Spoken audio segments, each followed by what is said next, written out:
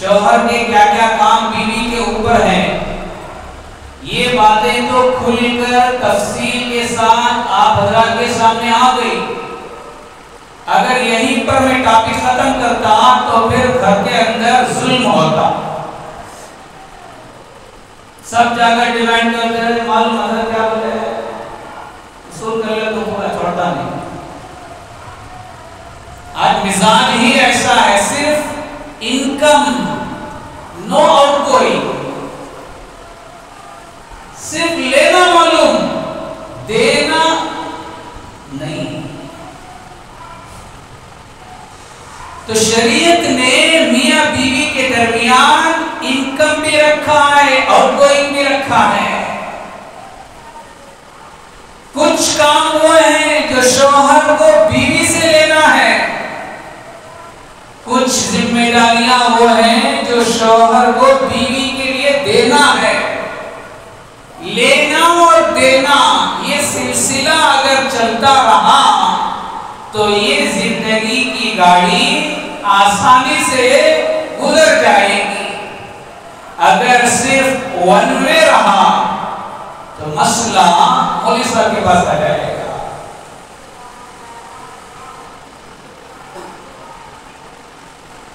मसले खराब हो जाएंगे। वन वे में गाड़ी नहीं चलाना।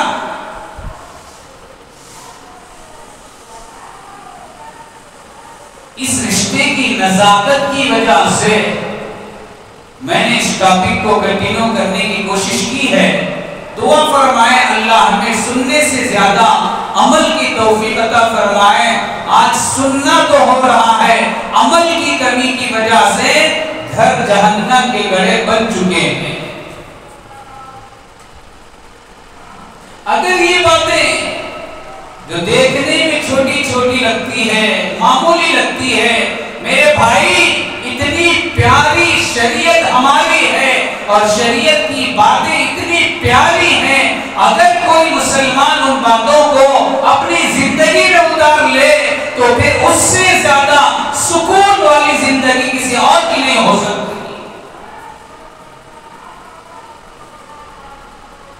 एक तरफ शरीयत ने बीवी के ऊपर शौहर के हुकूक रखा कि तुम जब निकाह में किसी मर्द के आ गई, किसी की बीवी बन गई, अब सिर्फ कपड़े पहन लेने से, लिपस्टिक लगा लेने से, अच्छे अच्छे मेकअप कर लेने से जिंदगी नहीं घटती। यहाँ कुछ हुकूक है तेरे सर के ऊपर, वो हुकूक अगर तो अदा करेगी, वो जिम्मेदारी तो पूरा करेगी, तेरा शौहर तेरे से खुश रहेगा, तेरा शौहर तेरे से राजी रहेगा। और जिस बीवी से उसका शौहर राजी, उस औरत से उसका खुदा भी राजी। जिस बीवी से उसका शौहर नाराज, उस औरत से उसका खुदा भी नाराज। मामला खुदा तक जाने वाला है, मामला आखिरत तक जाने वाला है, मामला जन्नत और जहन्नम के फैसले का है।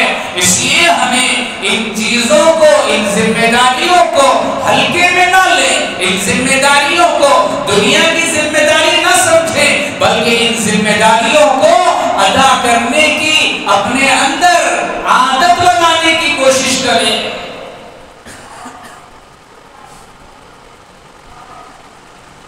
दूसरी तरफ शरीयत ने शौहर के ऊपर भी बीवी की कुछ जिम्मेदारियां डाल रखी है कि तू जब किसी को बीवी बनाकर अपने घर ला रहा है, क्या मकसद है तेरा, क्यों आ रही है वो, उसके साथ जिंदगी तुझे करने का तरीका क्या है, कैसे उसके साथ निभाव करना चाहिए, कैसे उसके साथ कांटेक्ट करना चाहिए, उसके साथ जिंदगी कैसे गुजारनी चाहिए, उसके लिए कुछ बेसिक जिम्मेदारियां हैं। मैं तफसील नहीं लाता, सिर्फ बेसिक छांट कर आपके सामने लाने की कोशिश कर रहा हूं। बेसिक जिम्मेदारियां एक शौहर के ऊपर बीवी की 3 है। ये 3 जिम्मेदारियां अगर सही तौर पर हर शौहर देने वाला बन जाए बीवी को, तो फिर उसकी बीवी तो उसके लिए कुर्बान हो जाएगी।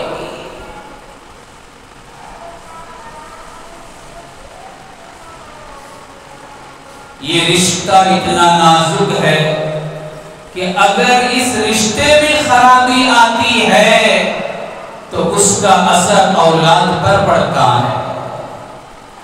औलाद खराब होती है, उसका असर घर पर पड़ता है। घर खराब होता है, उसका असर महल्ले पर पड़ता है।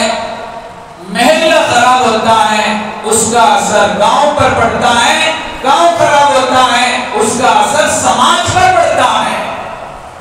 तो मुआशरे के बनने का, मुआशरे के बिगाड़ का बुनियादी चीज मियां बीवी का रिश्ता है। अगर ये सही निभाव के साथ चल जाए तो फिर औलाद पर भी इसका अच्छा असर पड़ेगा, घर का माहौल भी सही रहेगा, महल्ले में इस घर का नाम रहेगा और फिर बस्ती के अंदर खुशहाल जिंदगी गुजारने वाला एक माहौल बनेगा। फिर ना तलाक के मसले, फिर ना खुला के मसले, फिर ना कोर्ट है, फिर ना कचहरी है, फिर ना पुलिस स्टेशन है, फिर ना हुकूमत को हमारे इस्लाम के तलाक के मामले में बिल पास करने की जरूरत पड़ती है। हम जिम्मेदार हैं, गलती हमारी है, कोताही हमने किया, कदम हुकूमत ने उठाया। कुरान की बातें समझाते समझाते उलमा कब्रों में चले गए, उम्मत मानने तैयार नहीं थी। जब एक बिल पार्लियामेंट में पास हुआ तो उम्मत मुस्लिमा के होश उड़ गए। जब कोई कौम उलमा की नहीं मानती है, अल्लाह किसी और को मुसल्लत करता है, चाहे ना चाहे मानना पड़ता है। वहां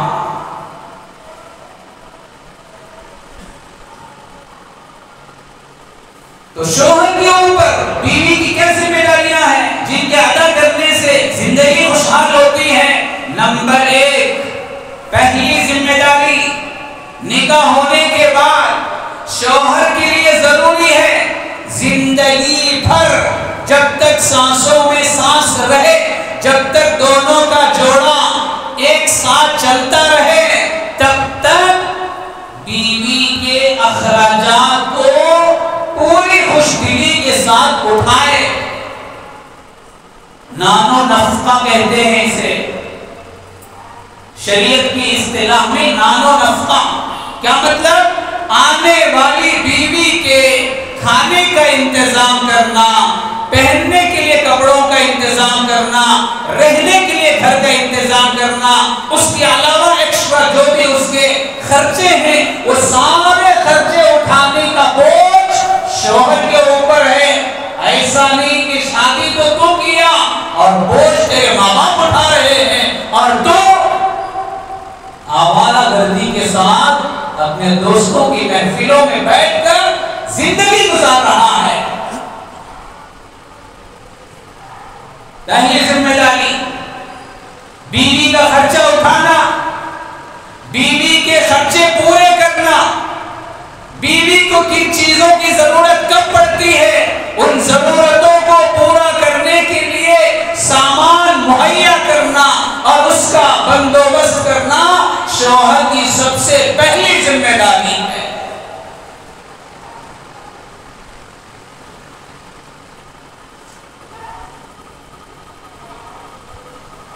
शादी होने के बाद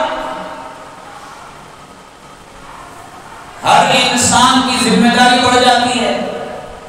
शादी से पहले जवान आदमी है, जवान नौजवान है, दिमाग पर कोई बोझ नहीं है, उसके दिमाग पर कोई टेंशन नहीं है। मगर जैसे ही शादी हुई, नौशो बना, अब उसकी जिम्मेदारी बढ़ गई है।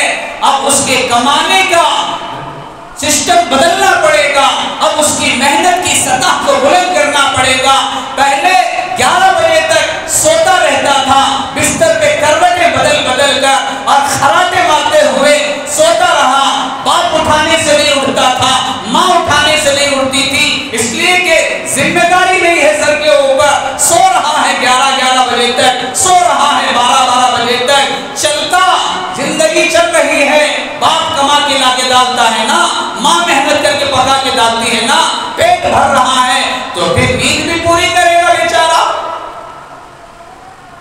अगर निकाह हो गया, अब तेरी नींद को जरा 30% कम करना पड़ेगा। शादी के बाद भी 11 बजे तक सोता रहा, तेरे धंधे पर फर्क पड़ेगा, तेरे दुकान पर फर्क पड़ेगा, तेरे कारोबार में फर्क पड़ेगा। जब तेरे धंधे में कमाई में फर्क पड़ेगा तो तेरी कमाई में फर्क पड़ेगा, जब तेरी कमाई में फर्क पड़ेगा तो यहाँ बीवी के खर्चे पूरा करने के लिए हाथ तंग हो जाएगा, और जब तेरा हाथ तंग हो जाएगा तो तेरे बीवी के दिल से तेरी मोहब्बत निकल जाएगी। चिड़चिड़ापन, उठे बैठे झगड़े, ताने मारना।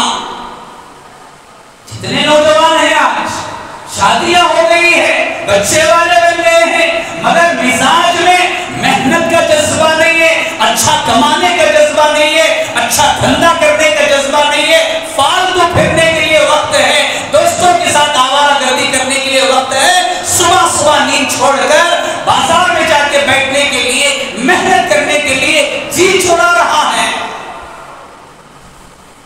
ये धंधा नहीं होता, वो धंधा करने नहीं होता, ये धंधा करने नहीं होता, फालतू बैठ करके टाइम वेस्ट करेगा तो फिर घर के खर्चे कौन संभालेगा? ये जिम्मेदारी को कौन पूरा करेगा? अगर जिम्मेदारी पूरा करने की तेरे पास ताकत नहीं थी तो किसी खानदान की बेटी को तेरे घर में लाने की तुझे जरूरत क्या थी?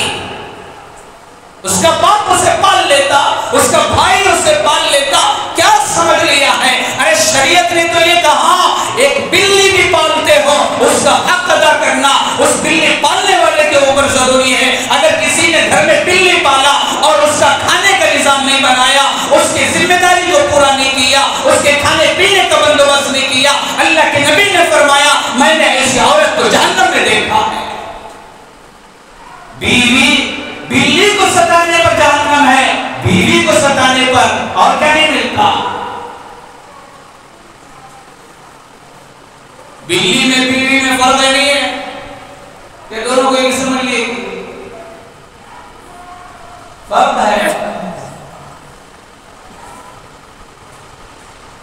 बीवी तुम्हारे लिए तो खानदान को छोड़ के आई है, कबीला छोड़ के आई है, घर बार को छोड़कर आई है, उस माँ को छोड़ के आया है जिस माँ ने उसे 9 महीने अपने पेट में रखा था, उस बाप को छोड़ के आई है जिस बाप ने उसे कंधे पे बिठा के नाज़ रखने से पाला था। घर में अगर जरूरत पड़ती तो बाप को डिमांड करके पूछती है, अब्बा मुझे ये होना, अब्बा मुझे वो होना। लेकिन शादी के बाद जब किसी के घर में बीवी बनकर के वही औरत आती है, शौहर के सामने उसका मुंह नहीं खुलता। घुट-घुट की जिंदगी गुजारती है, जिम्मेदार तुम हो, इसका जिम्मेदार शौहर है। अगर तंगदस्ती की जिंदगी गुजारने पर बीवियों को मजबूर करोगे, उनका खर्चा नहीं उठाओगे और उसकी वजह से अगर उनके दिल में कुढ़न पैदा होता है, उनके आंखों से आंसू टपकते हैं, तो उसके लिए कतरे का बदला तुझे क़यामत में चुकाना पड़ेगा। इसलिए समझो जिम्मेदारी को, शादी होने के बाद जिम्मेदारी को समझो। आने वाली बीवी का सबसे पहले मेरे सिर पर क्या जिम्मेदारी है कि मुझे उसके पूरे खर्चे बर्दाश्त करना है, उसके लिए मेहनत करना है, कमाना है, कमाना है, अपने आप को वक्त को बेकार करने से बचाना है। हलाल कमाई कमाने के लिए अल्लाह के नबी सल्लल्लाहु अलैहि वसल्लम ने फरमाया कोई शर्म की बात नहीं है, कुल्हाड़ी उठाओ, जंगल में जाओ, कोई धंधा नहीं मिल रहा, लकड़ी काट के लाके बाजार में बेचो।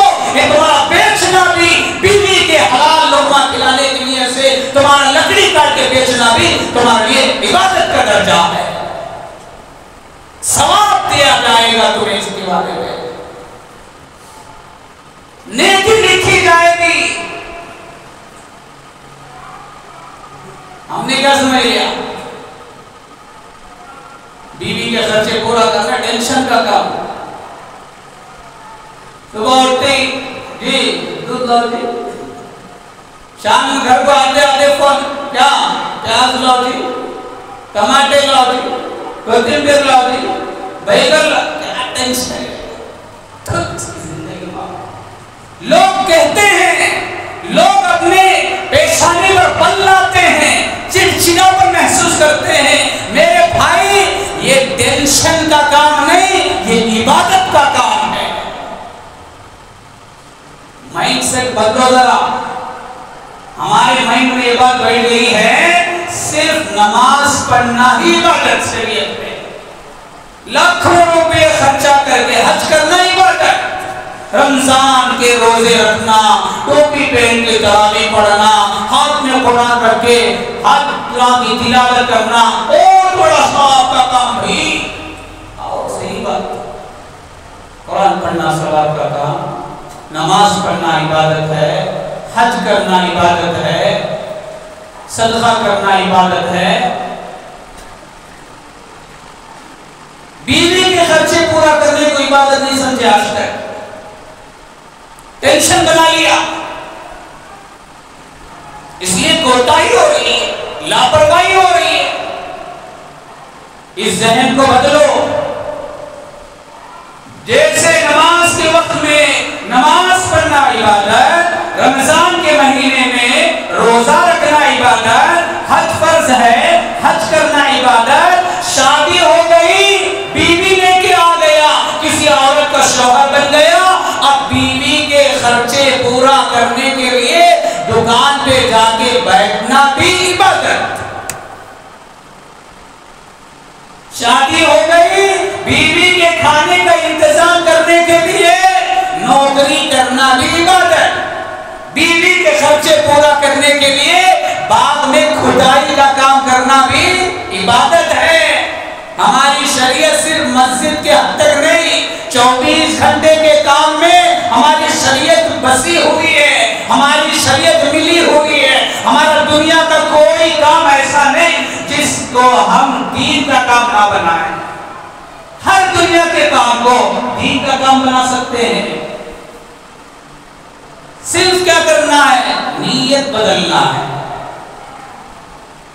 बीवी के खर्चे पूरा करना कब इबादत बनेगा? बीवी का खर्चा पूरा करना कब नेकी का काम बनेगा? बीवी का खर्चा पूरा करना कब सवाब का काम बनेगा? जब एक मर्द दुकान को इसलिए जा रहा है, खेत के काम के लिए इसलिए जा रहा है, बाजार में इसलिए जा रहा है कि मुझे अल्लाह ने हुक्म दिया है कि तेरी बीवी का हक अदा कर, मैं अल्लाह के इस हुक्म को पूरा करने के लिए ये काम कर रहा हूं, तो अल्लाह कहते हैं ये तेरा काम भी इबादत, इस पर भी सवाब मिलेगा। लोग नहीं समझे इस चीज को, इसलिए नमाज को तो बहुत जल्दी आते तैयार होकर, रमजान के रोजे रखने के लिए बहुत पहले, तरावी बनने के लिए पहले सब में, बेगम का काम पूरा करने के वास्ते, बेगम बोले सो चीज़ा ले जाकर देने के वास्ते टेंशन आ जाता है।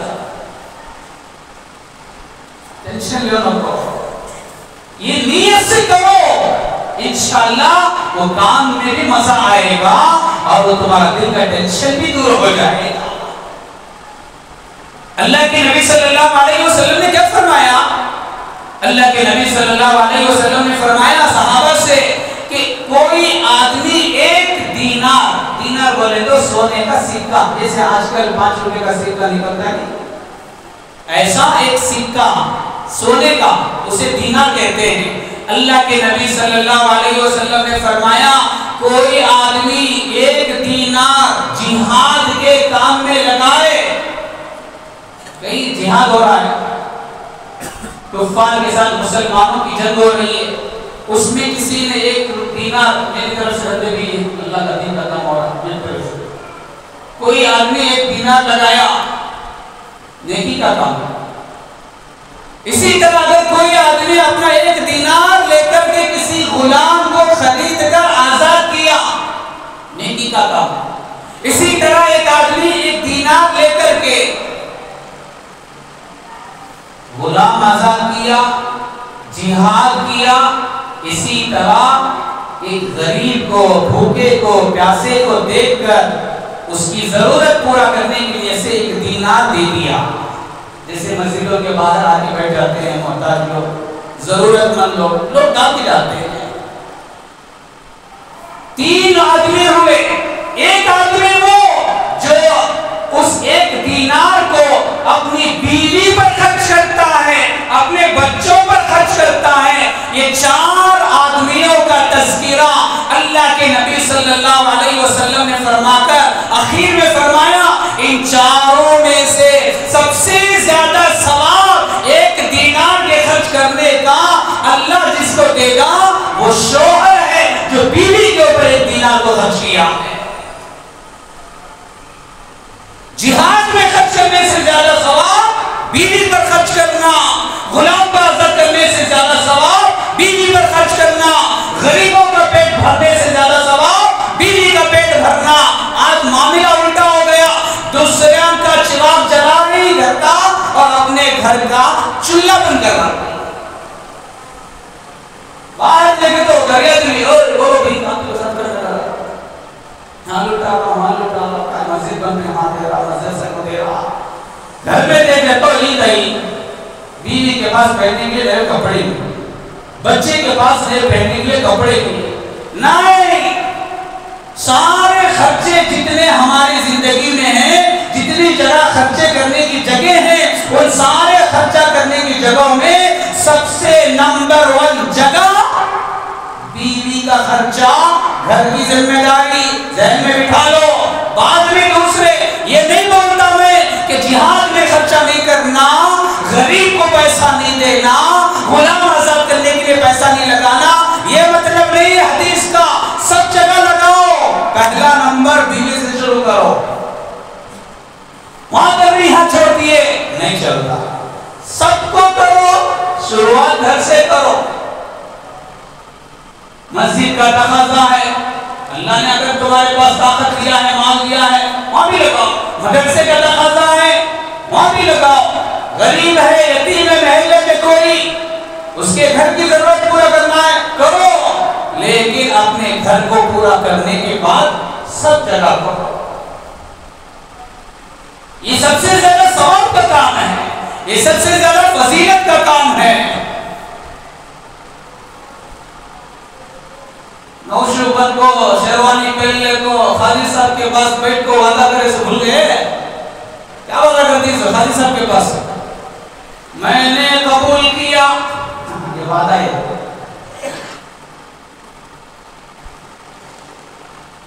कोई ढीला बोले तो खालिद साहब हमारे पर तो सुधर से बोला जाए।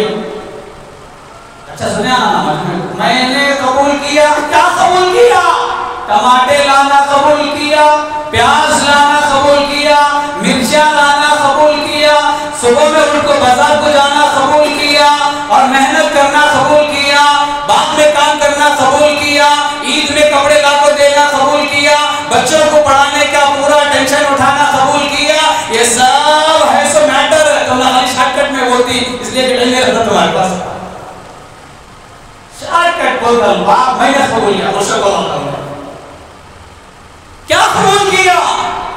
बेगम को कबूल किया। बेगम आती मगर साथ में खर्चा भी लाती। उनकी तुलना हजरत बहुत मोहब्बत हजरत तुम्हारा मेरी तरफ से गाड़ी गिफ्ट, गाड़ी गिफ्ट, 2 व्हीलर तोहफा में दे रहा हजरत। फिर में हजरत क्या करते? मैंने कबूल किया, कबूल किया गाड़ी ठीक है, मगर पेट्रोल तू दलाना। बाद में उसे पूछेंगे गाड़ी देती हूँ ना, जब जब फिरना है पेट्रोल तुम्हारे जेब से डालना है। बेगम आती खर्चा तुम्हारे सिर को रहता। बाद में जरे ऐसे भी घराने चल रहे हैं, घर में तंगी आए तो बीवी को मायके भेजते हैं, जा तेरे बाप के पास लेको आ। अरे तेरे से बड़ा मेरे पास अल्फाज मस्जिद में इस्तेमाल करने के लायक नहीं है, वरना वो अल्फाज लेकर आता। ये तो नामर्द है जो तेरे बीवी को उसके खर्चा पूरा करने के लिए उसके मायके को भेजता है।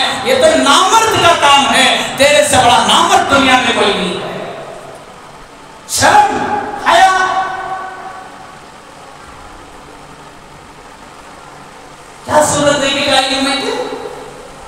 किस जुबान से कहेगी वो अपने बाप के सामने, मेरे घर में तंगी है, शौहर मुझे पैसे भेज लेकर आने के वास्ते भेजे? माशरे में है ऐसे भी लोग,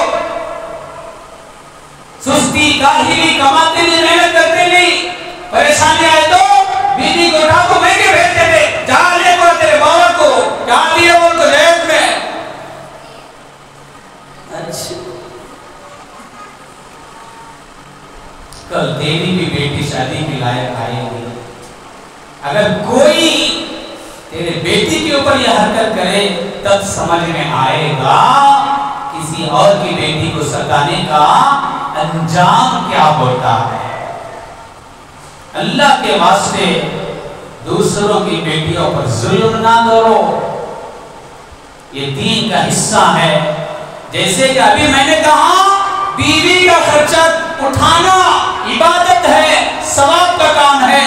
इसी तरह हदीस में अल्लाह के नबी सल्लल्लाहु अलैहि वसल्लम ने फरमाया, अगर कोई इसमें कोताही करता है, लापरवाही करता है, सुस्ती करता है और इस जिम्मेदारी को पूरा नहीं करता, वो गुनहगार है, अल्लाह की नजर में गुनहगार है। हमने क्या समझा? नमाज छोड़ना गुनाह, हज नहीं करना गुनाह, रोजा छोड़ना गुनाह, जैसे नमाज छोड़ना गुनाह, रोजा छोड़ना गुनाह, झूठ बोलना गुनाह, शादी करने के बाद बीवी का खर्चा पूरा ना करना, बीवी के हुक्म को अदा ना करना, ये भी गुनाह है। और इसको भी अल्लाह के नबी सल्लल्लाहु अलैहि वसल्लम ने हदीस मुबारका में गुनहगार फरमाया है। इसलिए शौहर के ऊपर बीवी की सबसे बड़ी और पहली जिम्मेदारी यह है कि वो बीवी का नाम और रफ्ता खर्चा उठाए। दूसरी जिम्मेदारी, हर शौहर के ऊपर बीवी की दूसरी जिम्मेदारी यह है कि वो अपनी बीवी की दीनी तरबियत करे, अपनी बीवी की जिंदगी में दीन लेकर के आए।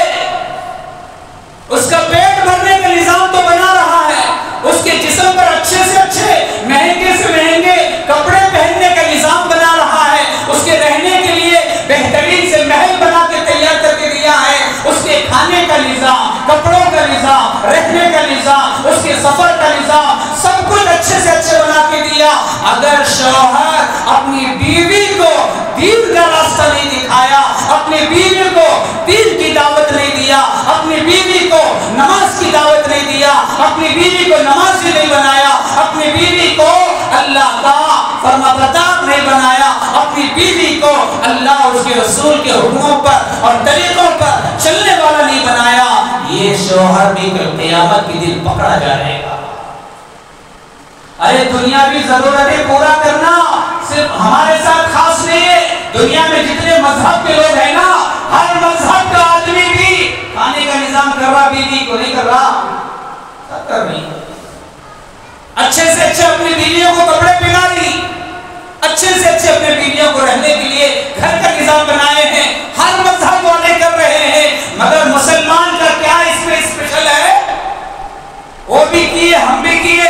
अरे ये दुनिया है साहब, ये आरसी है, ये टेम्परवरी है। आप जितना भी अच्छा खिलाओ, जितना भी अच्छा पिलाओ, जितने भी हजारों रुपए के जोड़े लाके पहनाओ, वो एक ना एक दिन छूटने वाले हैं, वो एक ना एक दिन छोड़ के जाने वाली चीजें हैं। घर को छोड़ के जाना, जोड़ा छोड़ के जाना और अच्छे से अच्छे महल को छोड़ के जाना, सब फानी, दुनिया फानी, दुनिया के हर चीज फानी, उसके पीछे तो जिंदगी लगा दिया। मगर शादी होकर किसी के 20, किसी के 40 साल हो गए, आज तक शौहरों ने अपनी बीवी को नमाज की ताकीद नहीं किया, नमाज की ताकीद नहीं किया। खाने में नमक कम हुआ, गुस्सा आया हमें, हमारा मूड खराब हुआ, हमारी जरूरत पूरी नहीं की अगर बीवी ने, तो हमने उसे बात छोड़ा, हमने उसके साथ नाराजगी का इजहार किया, हमने उसको डांटा। बहुत से तो वो शौहर हैं जालिम जिन्होंने हाथ में उठाया होगा। दुनिया के काम ना करने पर नाराज, खाने में नमक ना डाले तो गुस्सा, अपनी बात कोई बीवी ना सुने तो उसको डांटना मारना। लेकिन वही बीवी तुम्हारे साथ जिंदगी गुजारे 40 साल से, अल्लाह की बात नहीं मान रही, नबी की बात नहीं मान रही, शरीयत की बात नहीं मान रही, कुरान की बात नहीं मान रही, आखिरत की बात नहीं मान रही, उसके साथ जिंदगी गुजार रहे हो, कभी तुम्हें उफ तक कहने की नौबत नहीं आई? पकड़े जाएंगे। यह हक है हर शौहर के ऊपर अपनी बीवी को नमाजी बनाए, अपनी बीवी को तहज्जुद गुजार बनाए, अपनी बीवी को कुरान वाली बनाए, अपनी बीवी को हया वाली बनाए, अपनी बीवी को शर्म वाली बनाए, अपनी बीवी को पर्दे वाली बनाए। बीवी पूरा मोहल्ला बेपर्दा घूम रही, इसकी गिरफ्त नहीं डाली, कभी इस पर गुस्सा नहीं किया, क्यों बेपर्दा चली गई मेरे घर से बाहर, कौन इजाजत दिया तुम्हें? कभी नहीं डांटा, कभी गुस्सा नहीं किया, चल गई ये जिंदगी की गाड़ी। या अय्युहल्लज़ीना आमनू, ईमान वालों, क़ू अनफुसकुम व अहलीकुम नारा, खुद भी जहन्नम के आग से बचो, अपने घर वालों को भी जहन्नम के आग से बचाओ। खुद नमाज पढ़ना फर्ज, बीवी को घर वालों को नमाजी बनाना भी फर्ज।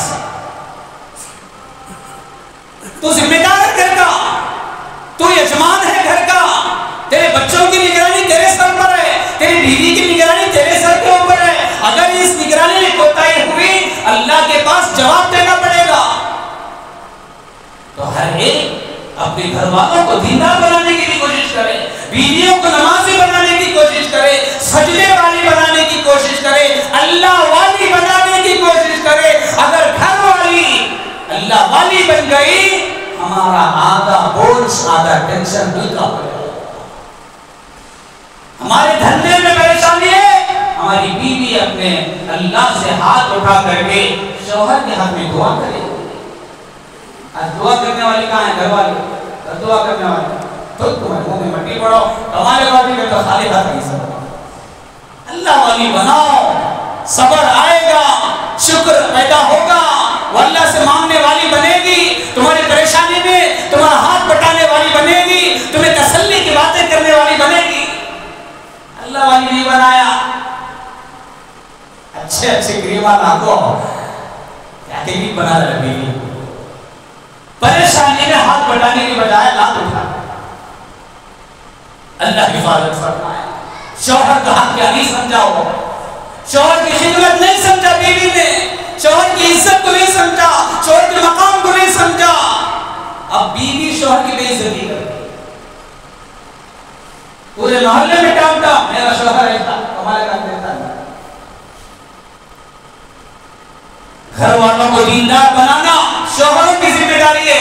अब सवाल पैदा होता, घर वालों को नमाजी बनाना, बीवी को नमाजी बनाना, बोले तो क्या करना है? बोल रहे घर वाले को नमाजी बनाना है, क्या तो सीधा डिमांड लेने की बात, ओए नमाज पढ़े, ये नहीं चलता। आर्डर नहीं देना, घर में जाकर नमाज पढ़े, नहीं पढ़े, नहीं, डांट डपट नहीं, नरमी के साथ तरीका बताया, कुरान ने तरीका बताया है। अल्लाह तबारक व तआला ने खुद अपने महबूब हजरत मोहम्मद रसूलुल्लाह सल्लल्लाहु अलैहि वसल्लम को यह आयत नाज़िल फरमाई, वअमुर अहलका बिस्सलाति वस्तबिर अलैहा, ऐ मोहम्मद अपने घर वालों को नमाज का हुक्म करो और खुद भी नमाज के पाबंद बनो। दो चीजें हैं इस आयत में, एक है घर वालों को नमाज का हुक्म देना, घर वालों को नमाज की ताकीद करना, और दूसरी चीज क्या है? खुद नमाज के पाबंद बनना, दूसरे के ऊपर आवाज डालना, खुद सोए क्या भी असर नहीं होता। हमें पाबंद बनना नमाज के, पक्की नमाज के बनना, फिर बीवी को जाकर बोलना बीवी तो नमाज पढ़ेगी, उसके दिल में असर पैदा होगा, मेरा शौहर नमाजी है, मुझे भी नमाजी बनाना, मैं भी नमाजी, शौहर भी नमाजी, दोनों नमाजी बनेंगे, वो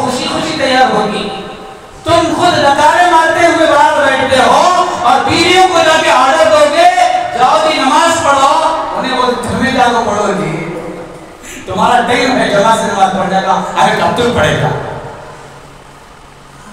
रिवर्स गेम डाले दो उनको, हमें खुद पाबंद बन जाए नमाज के। एक तरीका तो ये है, बीवी को नमाजी बनाने के लिए सबसे पहले क्या करना, खुद नमाजी बनना। दूसरा तरीका, घर वालों को नमाजी बनाने के लिए घर में तालीम जिंदा करना, जिसके अंदर नमाज की फजीलत बताना, नमाज पढ़ने का सवाब बताना, नमाज पढ़ने पर अल्लाह कितना खुश होता है, नमाज पढ़ने पर जन्नत मिलती है, नमाज पढ़ने पर ये दुनिया के फायदे हैं, ये आखिरत के फायदे हैं। फजीलत बताओ, खाली पकवान की फजीलत ना बताए, ये आइटम बनाए तोहफे का, ये आइटम ऐसा बनाना, सब बनाने को सिखा दिए, आखिरत सवारने का नहीं सिखाया। फजीलत बताओ बीवियों को।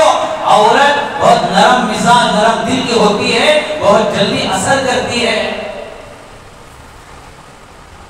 नमाज की फजीलत बताओ, वो आज नहीं तो कल बनने वाली बनेगी, धीरे धीरे माहौल बनेगा। और साथ साथ कभी कभी बीवी को बिठाकर नमाज ना पढ़ने पर अल्लाह क्या वईद बयान किया है कुरान में, हदीस में, इसको भी पता है। बेनमाजी का अंजाम क्या होता है, एक वक्त की नमाज छोड़ने पर कितना बड़ा अज़ाब रखा है। अरे अपनी बीवी के सर में दर्द आए तो तुम बर्दाश्त नहीं करते, तुम्हारी बीवी जहन्नम में जले, क्या तुम्हें बर्दाश्त है? कब बर्दाश्त से समझाए नमाज छोड़ने का क्या अज़ाब कुरान ने बयान किया है। एक हदीस में फरमाया गया, जब जन्नती जन्नत में चले जाएंगे, जहन्नमी जहन्नम में चले जाएंगे, तो जन्नती लोग जहन्नमी लोगों से सवाल करेंगे, मा सलककुम फी सक़र, तुम्हें जहन्नम में आने पर किसने मजबूर किया, किस वजह से तुम जहन्नम में आ गए? मा सलककुम फी सक़र, क्या रीजन है तुम्हारा जहन्नम में आने का? कौन पूछेंगे? जन्नती जहन्नम वालों से पूछेंगे।